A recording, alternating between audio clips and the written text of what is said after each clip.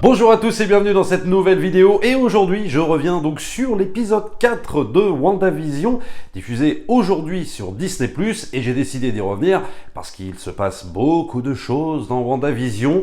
Et alors, tous ceux qui m'ont dit sur la précédente vidéo, donc quand je critiquais les 2 premiers épisodes, qui m'ont dit dans les commentaires: j'ai tenu 10 minutes, j'ai tenu un quart d'heure, ça m'a saoulé, j'aime pas le délire, ou je sais pas quoi, parce que ça fait trop vieux, parce que ça raconte rien, etc.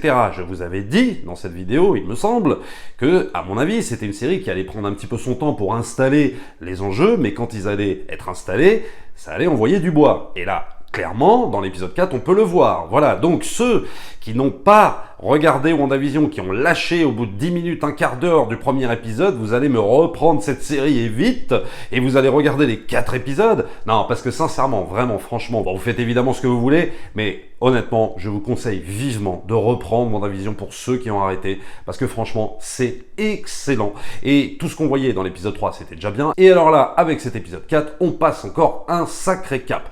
Alors, sur cette vidéo, je vais évidemment spoiler l'épisode 3, l'épisode 4.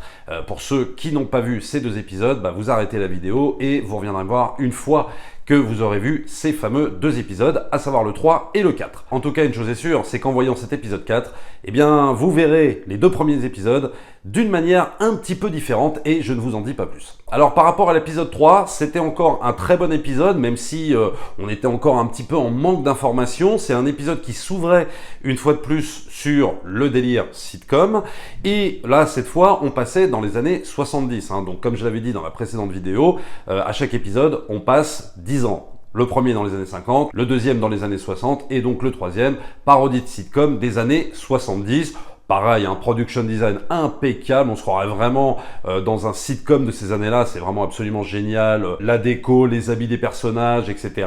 C'est superbe, mais évidemment ce qui nous intéresse ici, c'est aussi l'histoire, et donc là, l'histoire avançait un petit peu, puisqu'on avait le personnage de Monica Rambeau, on va en parler un petit peu plus tard dans la vidéo de ce personnage, qui mentionnait donc la mort de Pietro, le frère de Wanda, tué des mains d'Ultron. Et là, d'un seul coup, pétage de plomb, il y a des choses qu'on ne voyait pas dans cet épisode, mais qu'on verra un petit peu plus tard, et donc Monica Rambeau se fait carrément expulser du monde de Wanda, et l'épisode 3 se terminait de cette façon-là, c'est-à-dire que là, on avait la confirmation que Westview était enfermé dans une sorte de grand champ magnétique, dans une espèce de bulle, donc il y a une symbolique aussi par rapport à ça, donc bulle de Wanda, qu'elle s'est forcément créée, et bulle, en même temps, bulle représentée physiquement par ce champ. Et quant au personnage de Vision, eh bien, dans cet épisode 3, c'était intéressant parce que là, il se rendait compte que quelque chose n'allait pas. Il était complètement embarqué dans sa vie de tous les jours, etc.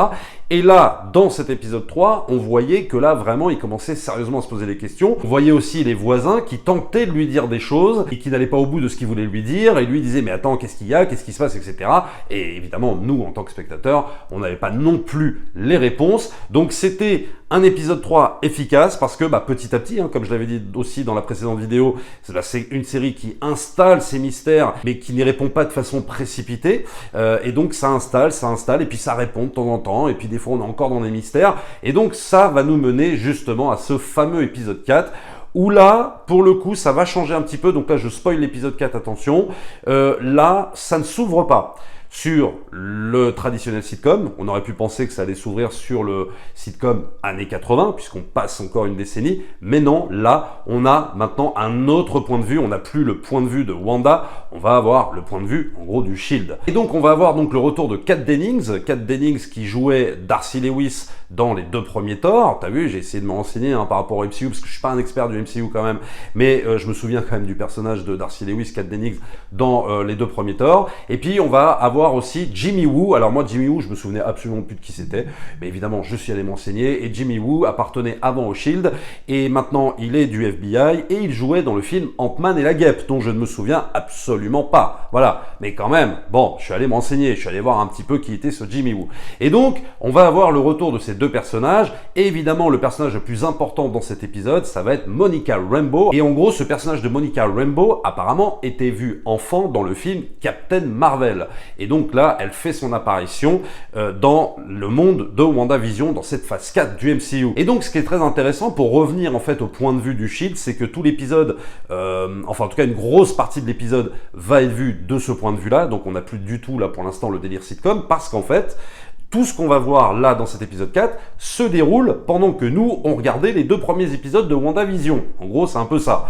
Et donc, ce qui est super intéressant, c'est qu'on va avoir ce fameux point de vue, c'est-à-dire que tout ce qu'on voyait quand on regardait le sitcom avec Wanda qui se faisait appeler à travers des radios, etc., bah là, on va enfin avoir des réponses et savoir qui appelé Wanda. Alors la réponse est très simple, évidemment, ce sont les agents du SHIELD qui ont monté une espèce de grosse base en fait avec plein d'agents du SHIELD et qui sont là en fait pour espionner entre guillemets le monde de Wanda à travers une histoire de fréquences superposées. Bon, ça c'est le personnage de Darcy Lewis qui va amener tout le côté scientifique, qui va essayer de nous faire croire un petit peu à tout ça, et je dirais qu'à la limite c'est assez crédible. Bon, ça part évidemment dans le fantastique total, mais c'est assez crédible de mon point de vue, et donc on va avoir donc finalement l'espionnage de Westview, là où vit Wanda, pour avoir cet autre point de vue des 2 premiers épisodes. Alors donc on va avoir ces fameuses réponses, notamment par rapport par exemple au fameux hélicoptère qui tombait, tu sais, dans le jardin de la maison de Wanda, et en fait c'est un drone qui a été envoyé donc par le SHIELD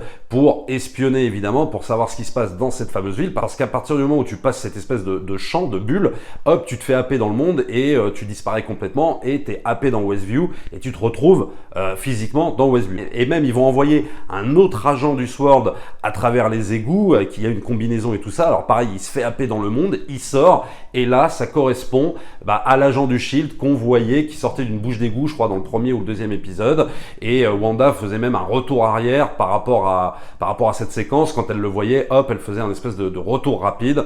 Et donc voilà, donc ça on a aussi la réponse, et donc cet épisode nous montre que le SWORD tente de communiquer avec elle depuis le début. Et puis on verra également tout ce qu'on ne voyait pas dans l'épisode 3, tout ce qui était en off, notamment comment Monica Rambeau se fait expulser en fait du monde de Wanda, qu'elle contrôle totalement.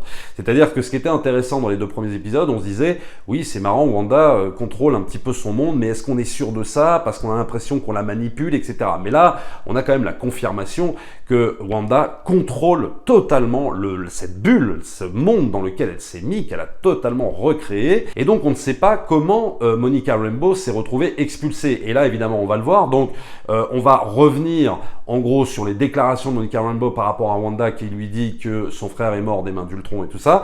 Et donc là, qu'est-ce qui va se passer? Wanda va utiliser ses pouvoirs et va carrément expulser Monica Rambeau à travers une séquence complètement folle de sa bulle. Tout ça parce qu'elle se rend compte que Monica Rambeau en fait est un agent, qu'elle sait beaucoup de choses qu'elle ne devrait pas savoir si elle est juste une voisine dans un sitcom.